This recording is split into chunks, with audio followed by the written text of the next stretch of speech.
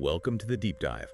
Today we're diving headfirst into the really captivating world of Bob Camblin. Yeah, an artist whose work is highly respected, but also, deeply mysterious. Exactly.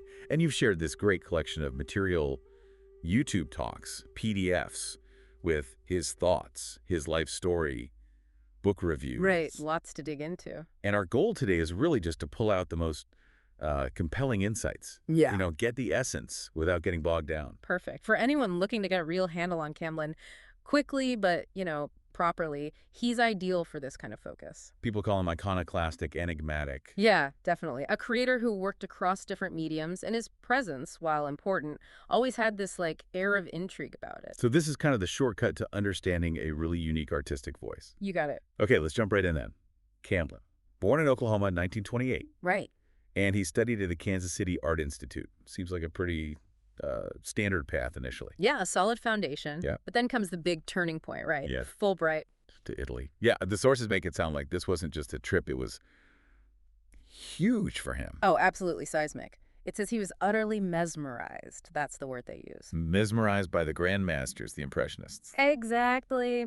And he spent a lot of time there, kept going back, especially to Venice. He called it his real-life Emerald City, Oz. Wow, Oz. That really tells you something about its impact. It really does. It was clearly transformative. And it wasn't just the famous galleries like the Uffizi, though obviously that was important, Right. Florence, the classics. but also, quite strikingly, the Catacombe dei Cappuccini in Palermo. Ah, yes, the Capuchin catacombs. That's a different vibe altogether. Totally different. And apparently the imagery there, these, preserved bodies, Mhm. he found what he called abstract figurative forms in them.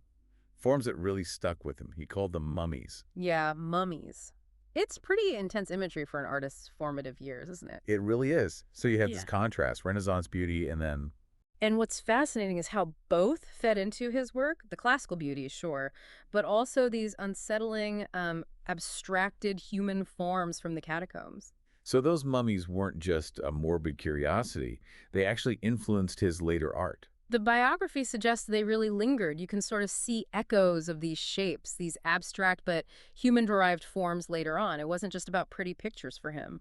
Deeper engagement with form, with the human presence, even in really unusual ways. Exactly. And after Italy, he did come back to the U.S. and spent a good chunk of time teaching various places. Right. Okay. So let's shift to his artistic philosophy.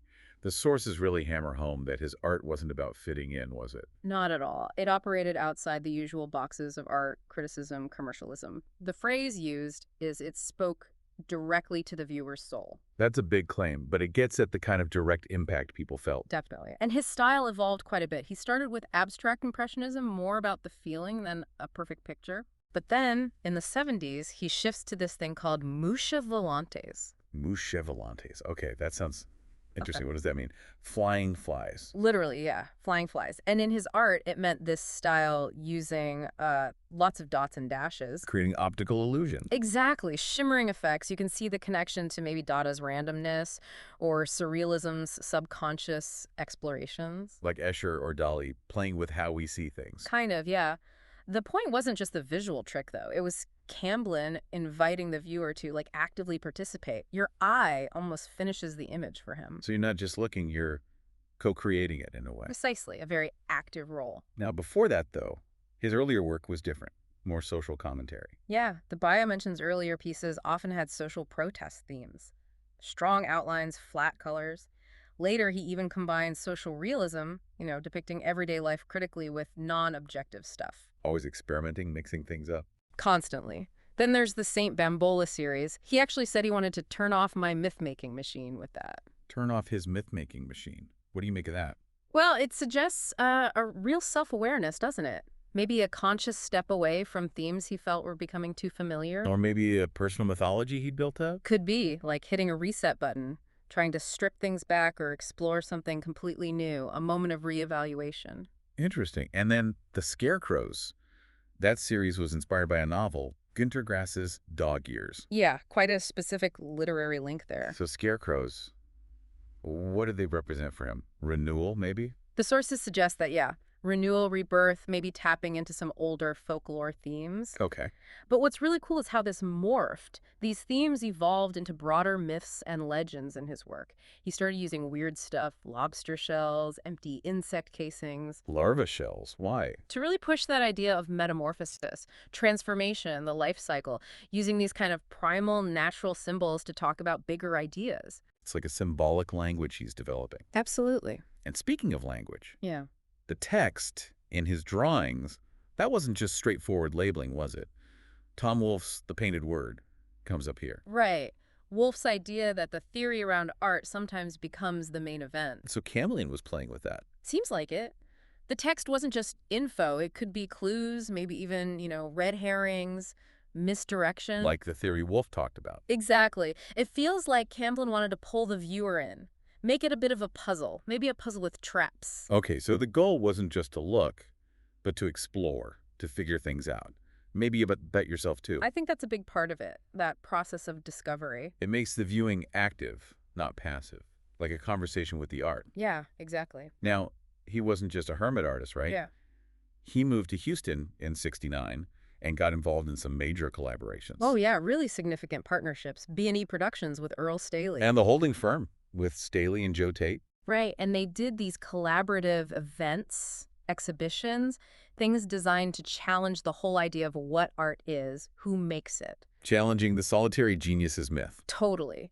Which fits perfectly with him later signing work anonymous artists. He seemed to really believe in that collective energy, submerging the ego. That's pretty radical, especially in the art world, which loves a big name. It really is. Okay, so shifting to themes and techniques. You talked about metamorphosis. What else kept popping up in his work? Well, the whole life cycle idea, birth, death, regeneration, that's a constant thread. Mm-hmm. And often understanding it meant knowing about figures like Freud, Psychoanalysis. the Chirico with those unsettling dreamscapes, Right, metaphysical painting. and even Grunewald, the Renaissance guy known for really intense emotion. Wow, that's quite a range of references. Suggests a lot of layers. Deep intellectual layers, yeah, beneath the sometimes whimsical or surreal surface. And we see recurring images, too. Puppets, the scarecrows again, skulls. And those glass reliquaries with murky water you mentioned. Yeah. Those are so intriguing. They're not just random objects. They feel loaded with potential meaning. Definitely mysterious. And his technique. Later on, he layered drawings and watercolors. Yes, building up these layers. It created this illusion of depth, but also hid things. Camouflaged images within the surface. You really had to look closely. Exactly. It forces you to slow down. You can't just glance. You need to peer into it to see the delicate drawing, the hidden stuff. It reinforces that idea of looking beyond the obvious. Absolutely. He even said he wanted to remake Goya in 20th century terms. Remake Goya. Wow. That implies a certain intensity, exploring maybe darker human aspects. I think so. But through his own modern lens, his own techniques. Clearly a complex artist. What about Camblin the man, though? The bio calls him a gregarious storyteller, a mystical trickster figure. Sounds like quite the character, doesn't he? Someone who questioned everything and everybody. A compelling personality, for sure. And his views on the art world itself, not exactly conventional. No, critical of galleries, museums. Felt they made the same mistakes artists did sometimes. Huh. And that story about him not wanting to paint for money. Oh yeah, the patron with the cash sealed in a glass tube. Perfect. It just perfectly shows his awkwardness with the whole commercial side of art. It really does speak volumes, yeah. About his integrity. But he wasn't cynical about art itself. He talked about faith, hard work, seeing obstacles as stepping stones. Right, and he actually painted that idea, paintings with jars of water, symbolizing finding clarity, maybe, amidst the messiness. A great visual metaphor. Powerful, and I love that quote. Which one? I don't consider art as heavy. However, if you think it's funny, I'll get serious. And if you think it's serious, I'll make a joke of it. Ah, yes, that captures him perfectly, doesn't it? Playful but deep, not taking himself too seriously, but dead serious about the art itself. Definitely. And he read a lot. Emerson, I Ching, haiku. Voraciously, apparently. And you can sort of see how that might feed into his approach, finding elegance in beauty and simplicity, perhaps, like in haiku. It paints this picture of a really unique, multifaceted person. No doubt. What about his later life, though? Seems he kind of pulled back from the public scene. Yeah, he left teaching in the late 70s. became a bit nomadic for a while, traveled, Right. eventually settled in Oregon, then Louisiana with his wife Nancy. And lost touch with his Houston friends. Largely, it seems. Which makes that anecdote about his brief return to Houston before he died quite poignant. It sounded uncomfortable. Like he'd moved on from that part of his life entirely. Perhaps a bit melancholic. But his story isn't quite over, is it? The biography mentions efforts to get his work more recognition, treasures in his estate. Exactly. So the process of understanding and appreciating his full contribution is still ongoing. There's more to uncover. And his influence persists. Oh, for sure. The sources stress his impact on contemporary artists, his legacy of innovation.